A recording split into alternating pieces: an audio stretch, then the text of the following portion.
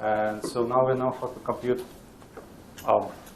the green functions in the 5-4 theory.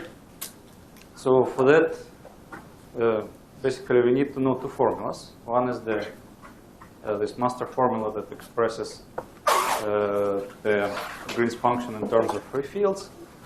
And then for free fields, we need to use the Wick's theorem. So this way of disentangling various terms then leads to Feynman diagrams, and this is just a nice graphic way to represent the result, or to organize the calculation in a nice way. So the Green's functions, well, they look a little bit artificial. It's just an object that we define, and it's not very clear what is it good for. Now I'll describe how to compute some quantities that are directly related to physics. So in quantum mechanics is usually can only compute probabilities. So we're going to discuss how to compute probabilities of certain processes, namely scattering amplitudes.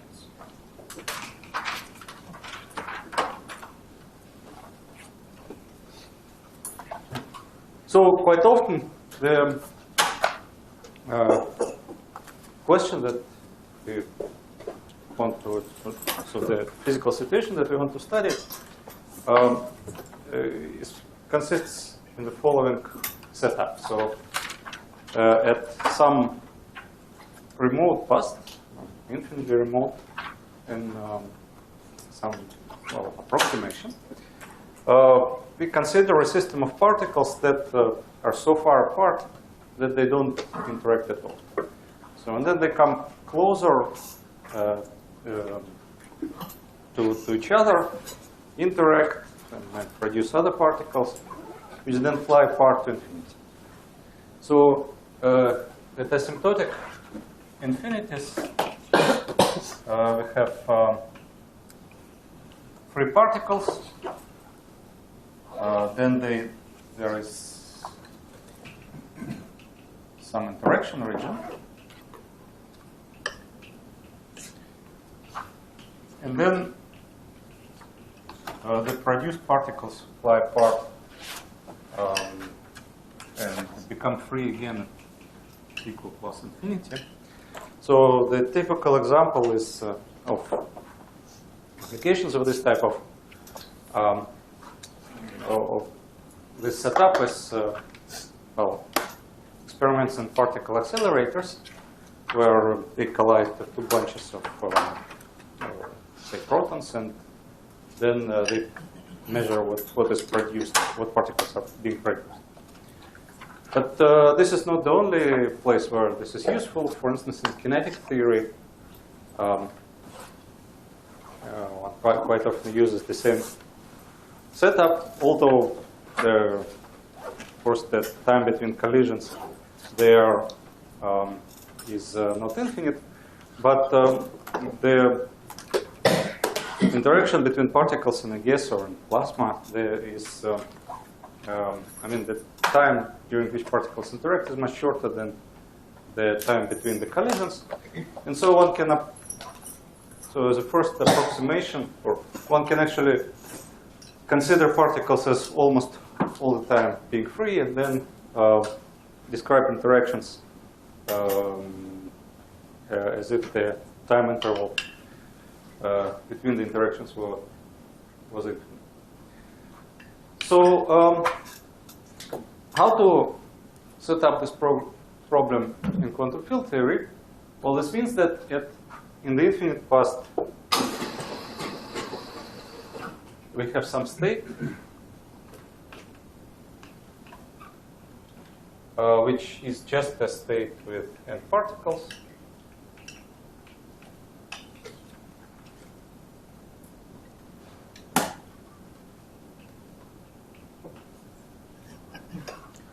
And then in the in the infinite future, we have another state, which is so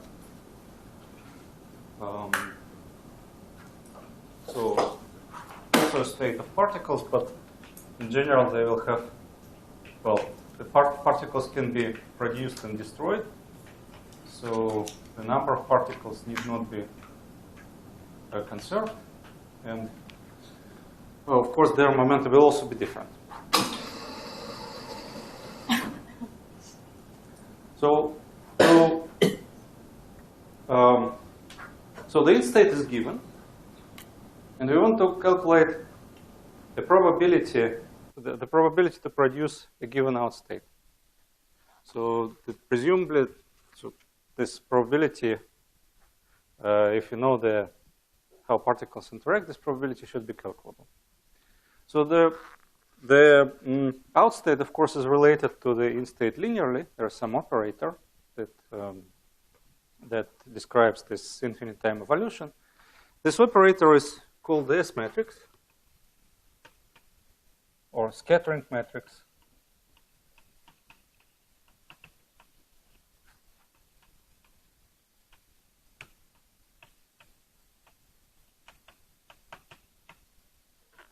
And so basically this is evolution operator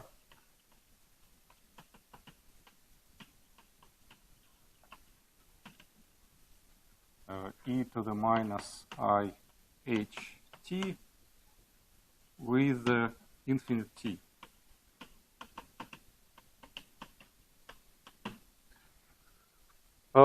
So the amplitude, the probability amplitude of this process then will be equal to the matrix element of the S matrix between the in and out states.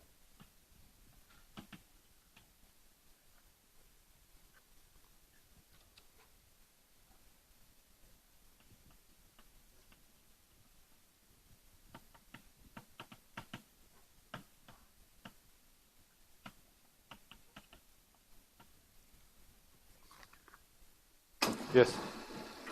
So we call a probability amplitude, but what precisely does it signify? Just as usual, the square of it is the probability to find the out state. Sorry? Yeah, to produce a particular out state from a given in state.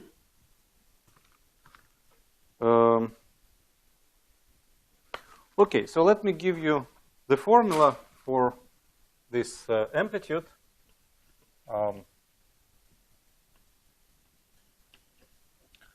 Again, I will not derive it, but it should be,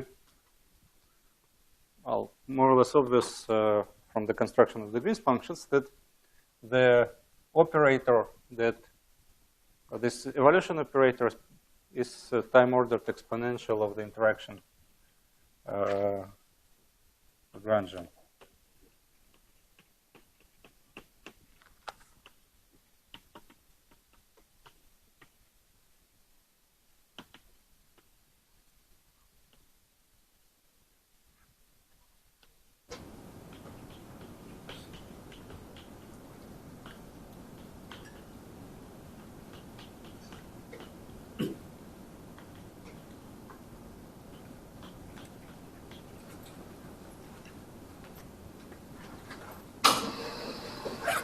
So this formula allows you to calculate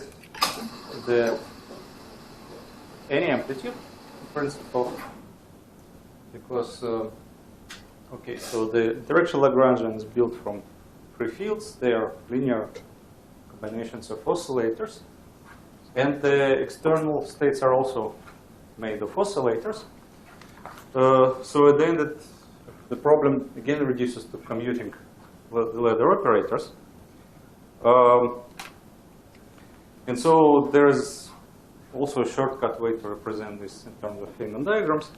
So the only new ingredient is that we need to introduce contractions of external particles with the fields that arise from interactions.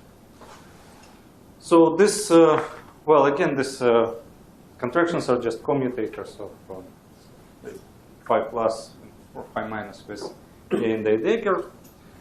And let me just give you the answer. So the contraction of the field phi with the particle in the in state is equal to the wave function of this particle. So it's e to the minus IPX. So this is in the coordinate representation. And when we go to the momentum representation,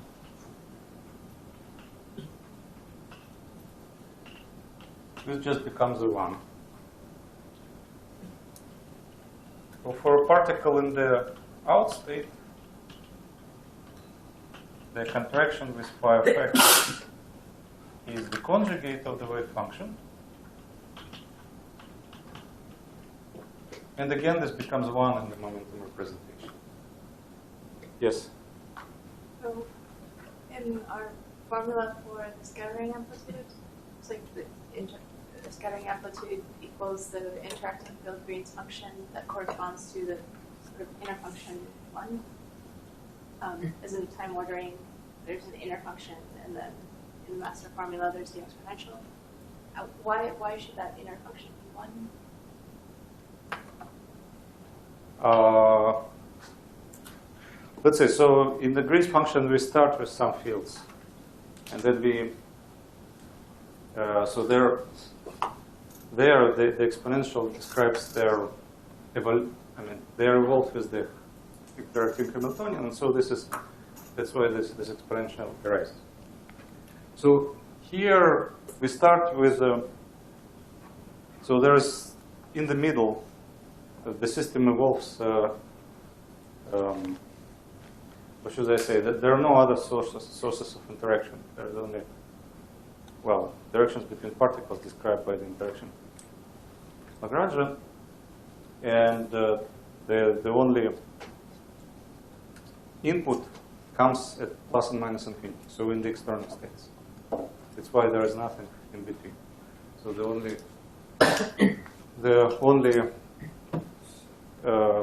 input is in this in and out states. Yes. Why you could what is this called? What is what? This is contraction. Yeah.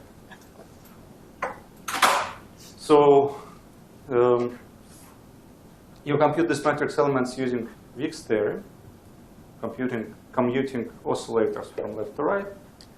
And so each time you commute two objects, like if you commute the field with an oscillator that creates the external state. So, for instance, what is the external state?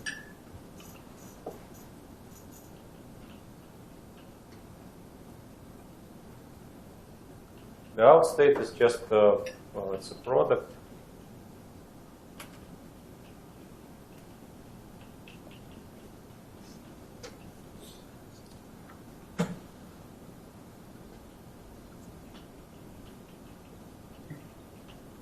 You just take oscillators and create all these particles. Okay.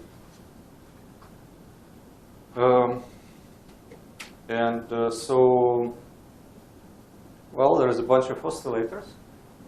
So to compute the matrix element, you need to pull them through all the field operators to the left. And they will pick up contractions when each time you commute them through the phi. And so this contraction is just the wave function, which is very easy to derive. So now we can formulate this in terms of Feynman rules, just graphically. And it is convenient to do it for the T matrix. So one can write S as the unit operator plus IT, where, well, this corresponds to just a trivial process of nothing happening. Particles just pass through each other without interaction. And T describes the non-trivial processes that can change the characteristics of the external states. So the probability of something to happen would be determined by the T. And then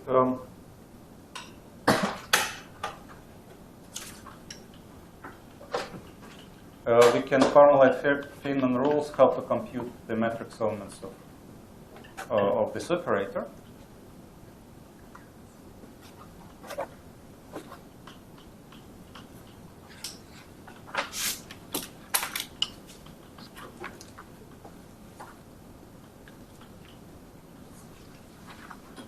So this will be given by the sum over all possible diagrams. So each incoming particle corresponds to an external leg in the Feynman diagram. So the interior of the diagram will be built out of vertices and propagators. And then we will have outgoing lines that correspond to the produced particles. And in the momentum space, the external lines don't carry any factors. Okay, so because the convection is just given by 1. So in other words, the Feynman rules for the amplitudes are essentially the same as for the Green's functions. The only thing one should do is one should amputate external legs from the Green's function. So throw away all the factors associated with external lines. So in a sense, amplitudes are equal to connected part of the Green's function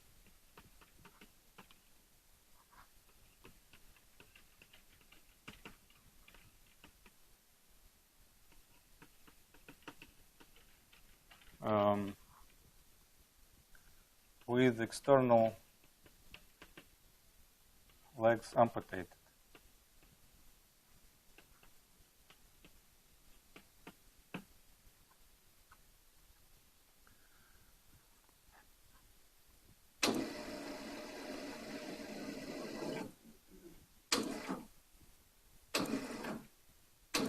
So let me give you an example. This is the simplest calculation one can do in field theory. Yes? So,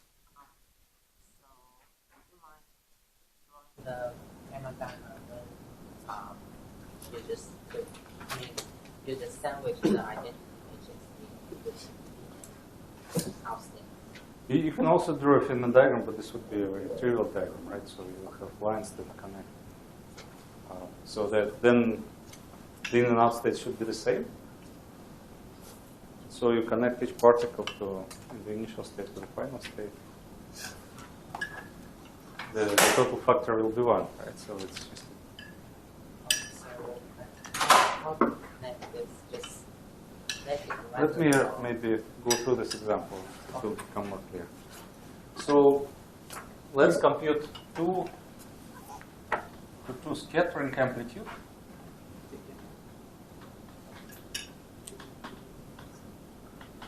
In pi4 theory. So we have already studied the 4-point Green's function in this theory, and 2 scattering amplitude is just the same Green's function with the external legs amputated, and we should only keep the connected piece. So as we learned yesterday,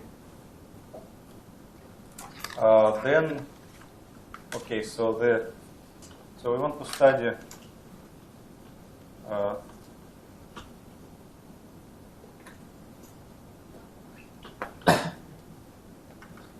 the transition from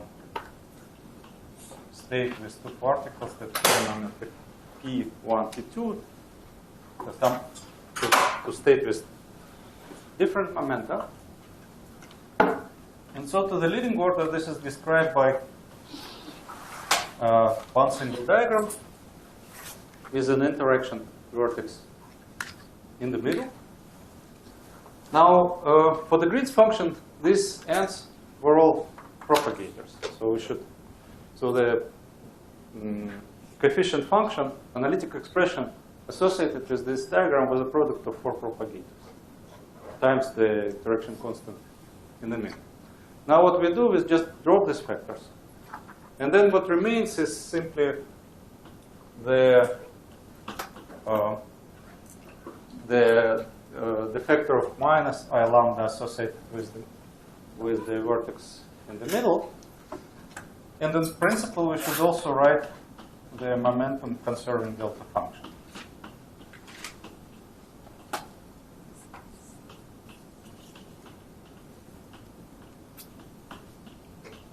So the momenta here, they have directions. So their initial momenta pi1 and pi2.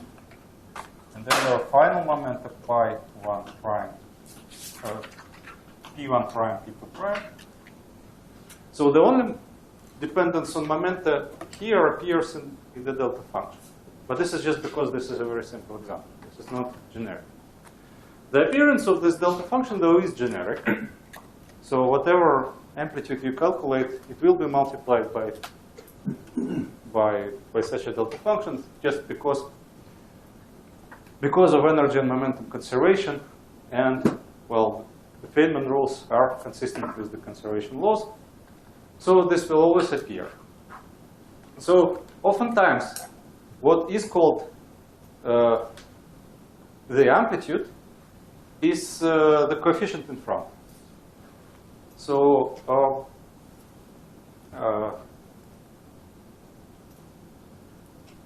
oftentimes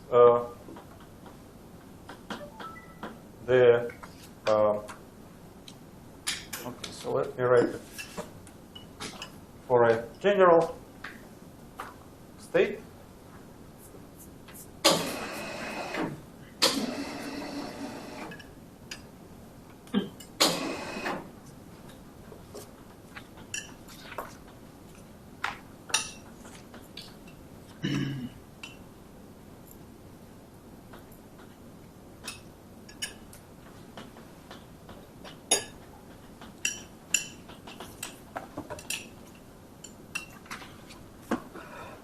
So we can always write this as I times m, which describes transition from m particles to n particles, and then 2 pi to the 4 times the delta function of the momentum conservation.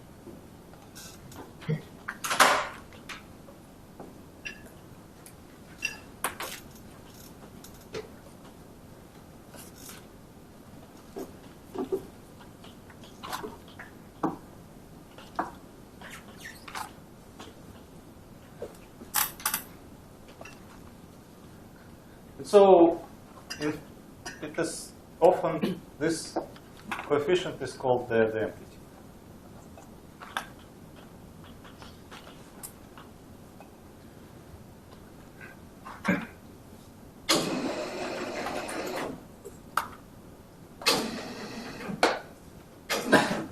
So in our example, this amplitude is just a number. So in pi4 theory,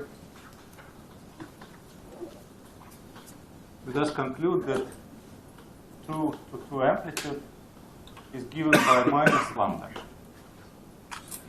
Well, of course, there are other diagrams at higher orders, so there will be corrections which are suppressed by the coupling constant.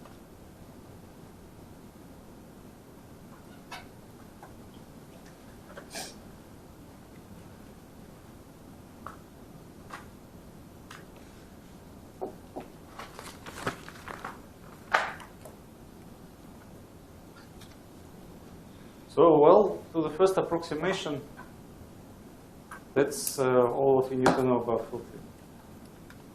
So that's it. Could have finished here. But since there is almost another week to go, I will continue with applications of this to some physically interesting theories. Yes? Why the only connected diagram contribute to? Yeah, so I wanted to avoid answering this question, but since you asked, yes, so there is a, well, the physical reason for that is that if you have two disconnected parts in the diagram, they describe just sub-processes of scattering of, subsets of particles. And so one could have included them, but the really what we are, if you are studying, say, a process of 2 particles going to 4 particles, the experiment, then we don't want to include as a sub-process so suppose we want to study 2 to 4 process.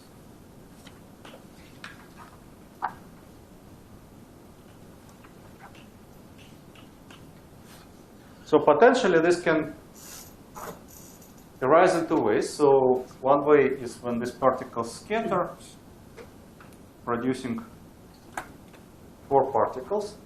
But there is a possibility that, so if these particles are unstable, they can just decay pairwise. Now this, of course, can happen without these particles coming.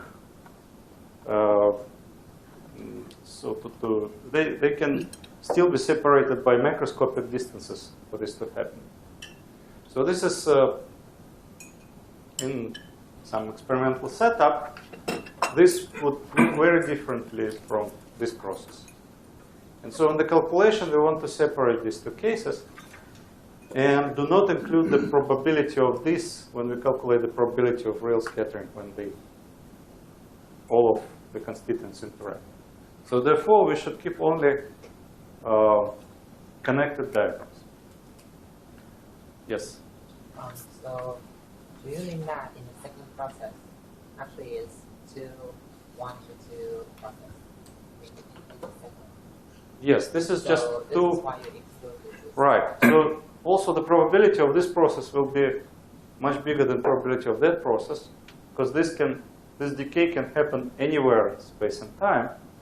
And so this will be proportional to the volume of, well, of the whole space, or at least on the portion of space where the wave functions of these particles are localized, times the interval of measurement squared, because there are 2 particles here.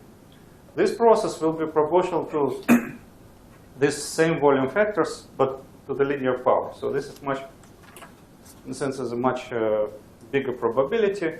So one wants to separate this from that. Yes?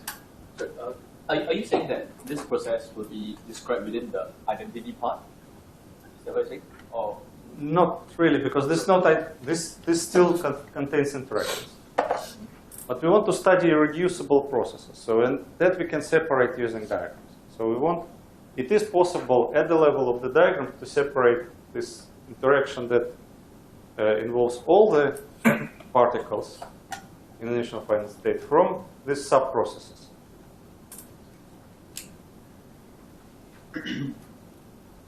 Yes? So when you say amputate the external legs, do you mean draw a diagram that's the same as that diagram, but in which the external legs end on external points, and then write the momentum space expression that corresponds to that second diagram, and then just take the coefficients in that diagram? Yes, absolutely. So, right, so in all of these diagrams, so let me draw this diagram, for instance, in more detail. In fact, in 5-4 theory, only this diagram would be possible. So in this diagram, this factor would correspond to 1. This would be 1. This would be 1. This would be 1. This would be 1. and this would be 1. But this factor would be a propagator, and this would be a propagator. So this will be d of some momentum that goes to this line. And this factor will be real propagator. Because these are internal lines, and these are just signify the particles that come in and out of the interaction region. Any more questions? Just when I hear amplitude, it means we completely get rid of it as erase it, basically. But it's Basically erase, yes, but you need to know how much particles were in the final initial state, so we still draw a line. But there is a factor 1 associated with it. So in the Green's function, this would be also really a propagator. Yeah, it seems to me that in the example, instead of erasing the external lines, we had each external leg end on an external point. Yes? So we're not really erasing it? Okay, so let's compare the Green's function that we computed last time. So this was given by the diagram of this form. So this was x1, x2, x3, x4. And so this was,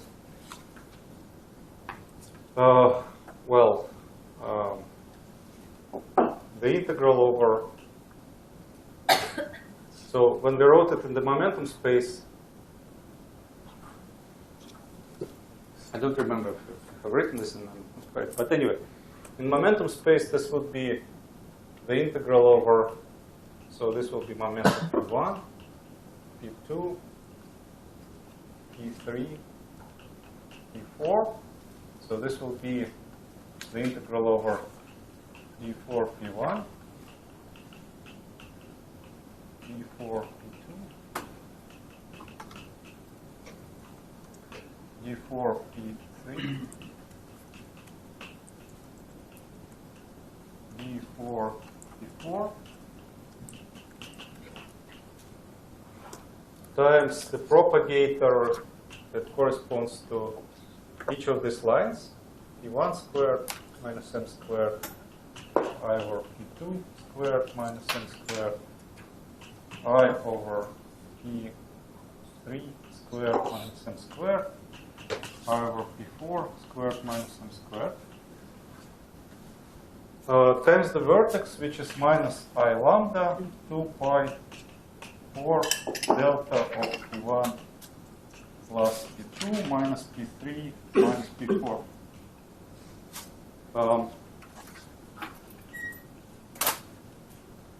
So in the, and so this should be also multiplied by e to the I P1 x1 plus I P2 x2 minus P3 x3 minus P4 x4. So in the amplitude, all of this would be absent, because all of these factors correspond to external lines. So we just eliminate the external, the propagators that are associated with each of these lines are not present. There is no integration over this momentum, they're just given. And so what's left is the vertex and the delta function.